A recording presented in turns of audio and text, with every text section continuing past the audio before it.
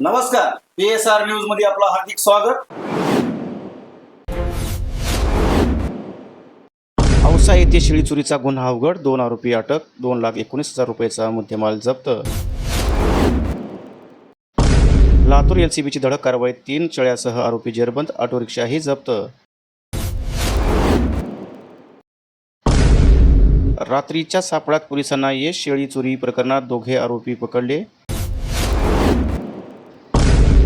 औसा पोलिसाची कारवाई, चोरीच्या 3ही शेळ्या हस्तगत, आरोपीकडून कबुली। लातूर जिल्ह्यातील औसा येथे घडलेल्या शेळी चोरीच्या गुन्ह्याचा अखेर पोलिसांनी छडा लावला आहे। स्थानिक गुन्हे शाखेच्या पथकाने केलेल्या धडक कारवाईत 2 आरोपींना अटक करण्यात आली असून तब्बल 2,19,000 रुपयाचा मुद्देमाल जप्त करण्यात आला आहे। लातूर जिल्ह्यात मालमत्ता विरोधी वाढत्या गुन्ह्यावर नियंत्रण मिळवण्यासाठी पोलीस प्रशासनाने विशेष मोहीम सुरू केली आहे। याच मोहिमेअंतर्गत स्थानिक गुन्हे शाखेच्या पथकाने औसा पोलीस ठाण्यात दाखल असलेल्या शेळी चोरीच्या गुन्ह्याचा तपास वेगाने पूर्ण करत आरोपींना गजाआड केली आहे। दिनांक 5 जून रोजी रात्री सुमारे 11:20 सुमारास साई नाका ते डी मार्ट रोड परिसरात पोलिसांनी सापळा रचला होता। यावेळी संशयास्पद ऑटो रिक्षाची तपासणी केली असता यामध्ये 3 जिवंत शेळ्या आढळून आल्या।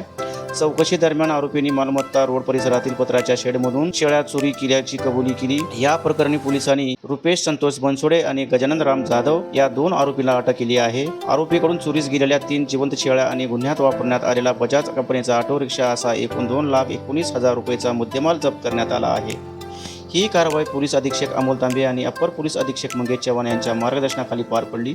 स्थानिक गुन्हे शाखेचे पोलीस निरीक्षक सुधाकर बावकर यांच्या नेतृत्वाखाली पथकाने ही धडक कारवाई यशस्वी केली।